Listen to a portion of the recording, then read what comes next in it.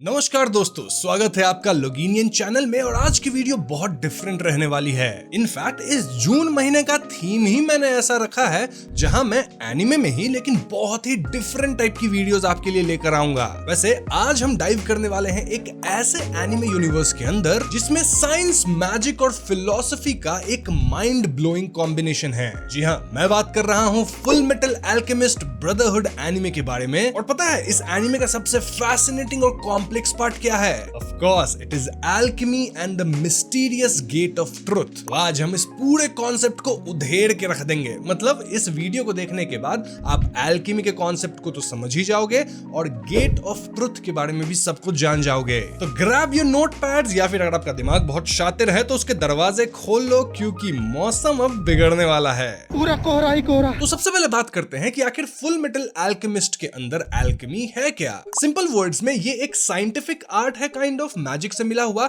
जिससे आप किसी भी चीज के स्ट्रक्चर को समझते हो, देन उसके बेसिक स्ट्रक्चर को तोड़ के उस चीज को एक नई चीज में बदल सकते हो। इसे आप किसी सुपर एडवांस केमिस्ट्री की तरह सोच सकते हो, जस्ट दैट इसके अंदर मैजिक पावर्स भी इन्वॉल्व है। अब एफएमए की एल्केमी का सबसे बड़ा और सबसे फंडामेंटल रूल पता है क्या है? The law of equivalent exchange. इसे आसान शब्दों में बोले तो मानव जाति जो है ना, अगर उसे कुछ पाना है तो उस चीज को पाने के लिए इक्विवेलेंट कुछ देना भी पड़ेगा। हाँ, बराबर की कीमत चुकानी पड़ेगी। यानी कि अगर आपको कुछ क्रिएट करना है तो आपको उसी वैल्यू का रॉ मटेरियल्स देना होगा। हवा में महल नहीं बन जाते हैं ना, समझ रहे हो बात मेरी? तो यस, इसी कॉन्सेप्ट पे पूरी एल्केमी चलती है। और एल्केमी परफॉर्म करने के भी 3 स्टेप्स होते हैं। पहला स्टेप है कॉम्प्रिहेंशन, यानी कि जो भी सामान है आपको उसके स्ट्रक्चर को समझना होगा। मतलब उसके अंदर क्या क्या इंग्रेडिएंट्स हैं। इंग्रेडिएंट्स खाने में होते हैं, मतलब वो बेसिकली स्ट्रक्चर किस चीज का बना है इसे हमें अच्छे से समझना पड़ेगा। जैसे अगर एक पत्थर है तो ये पत्थर किन चीजों से बना हुआ है, कैसे ये पुट टुगेदर किया गया है,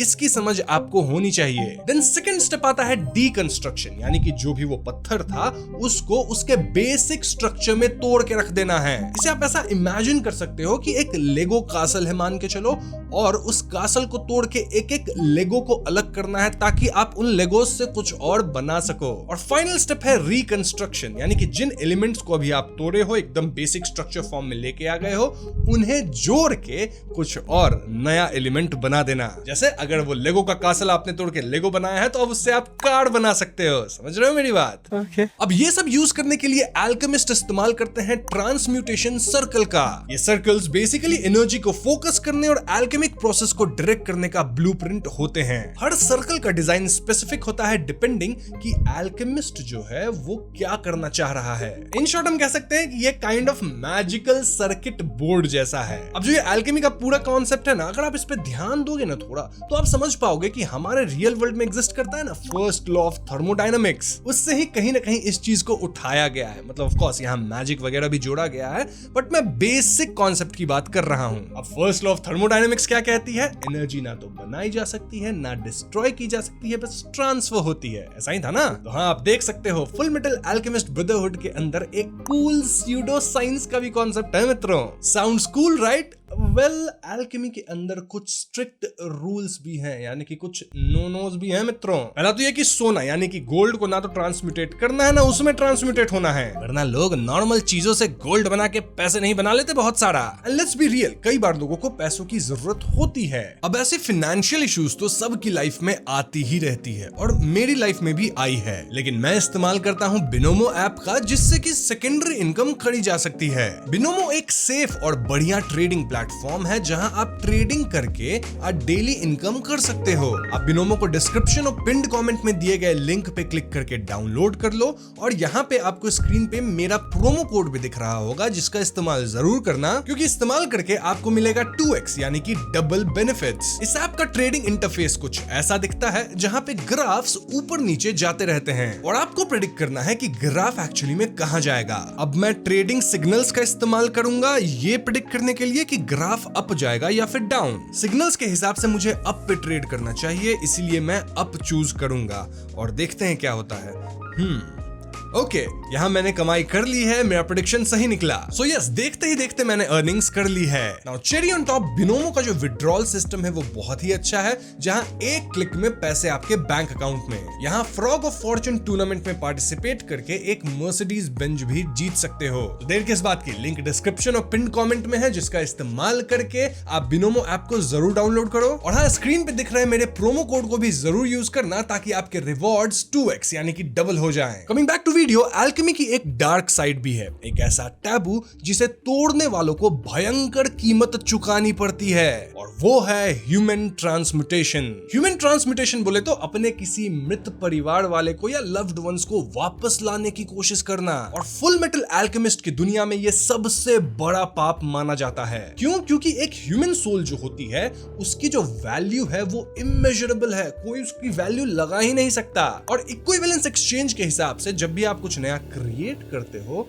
तो आपको सिमिलर वैल्यू का कुछ देना पड़ेगा, लेकिन अगर ह्यूमन सोल का कोई वैल्यू ही नहीं है तो आप एक्सचेंज में दोगे क्या? और इसीलिए ये बहुत बड़ा टैबू है, लेकिन फिर भी कुछ लोग हैं जो इसको अटेम्प्ट कर चुके हैं, और जो लोग अटेम्प्ट करते हैं तब उनके सामने एंट्री होती है यहाँ की सबसे बड़ी चीज की, which is the gate of truth. Basically जब कोई अल्केमिस्ट ह्यूमन ट्रांसम्यूटेशन अटेम्प्ट करता है तो उससे एक दूसरे रेल्म के अंदर, या आप दूसरा डिमेंशन कह सकते हैं, उसके अंदर खींच लिया जाता है, और वहां उसका सामना होता है द गेट से। ये गेट हर इंडिविजुअल के लिए अलग दिखता है और उनकी लाइफ को काइंड ऑफ रिफ्लेक्ट करता है। और इस गेट के पार क्या है? कुछ नहीं बल्कि ट्रुथ, यानी कि सत्य। ये ट्रुथ बेसिकली यूनिवर्स का सारा ज्ञान है। ज्ञान बोले तो the beginning, the end, everything जो कि यूनिवर्स में है उसका पूरा ज्ञान। जो भी अल्केमिस्ट इस गेट को देखता है, मतलब ह्यूमन ट्रांसम्यूटेशन का पाप करके यहाँ पहुंच के गेट को देख लिया, उसे जबरदस्ती द ट्रुथ दिखाया जाता है। It's like force feeding your brain with infinite amount of knowledge at an instant। अब इससे उनकी alchemy की जो अंडरस्टैंडिंग होती है वो ड्रास्टिकली बढ़ जाती है। ऑफ कोर्स उनको अब सब कुछ पता है, और यही रीजन है कि कुछ alchemists जैसे कि अपना एडवर्ड एल्ड्रिक,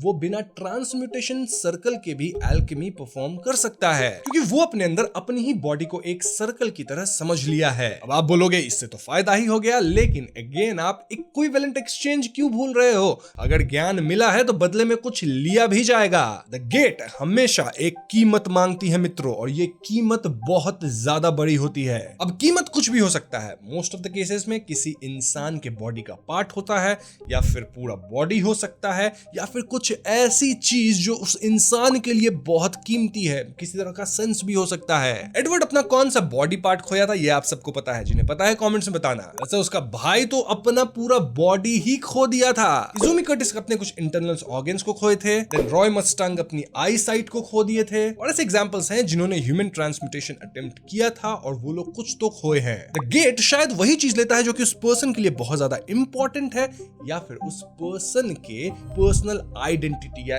ईगो से जुड़ी वो चीज है, और इस लॉस के बाद उस पर्सन को एक ब्रूटल लेसन मिलता है। It's kind of like a harsh reality check कि इंसान जो है वो सर्वशक्तिमान नहीं है। So the gate is not just a physical place, it's a metaphysical concept representing the universe's knowledge. Not just knowledge, God or even the alchemist's own inner self and limitations. It's super deep. तो हाँ, FMA के अंदर सिर्फ alchemy की cool powers नहीं है मित्रों, बल्कि FMA बहुत ही deeply tied है different themes से, जैसे कि यहाँ पे philosophy तो बहुत ज्यादा है, then sacrifice, consequences, pursuit of knowledge, humility and even value of a human life. Equivalence exchange और the gate हमें बार बार याद दिलाती है कि हर एक्शन का एक रिएक्शन भी जरूर होगा, और सेम अमाउंट में, और हम इंसानों को भी कुछ बाउंड्रीज क्रॉस नहीं करनी चाहिए। जब आप इन कॉन्सेप्ट्स को समझते हो और फिर फुल मेटल अल्केमिस्ट देखते हो तो भाई मजा जो है ना वो 10 गुना ज्यादा हो जाता है। In fact full metal alchemist brotherhood मेरी फेवरेट एनिमे में से एक है,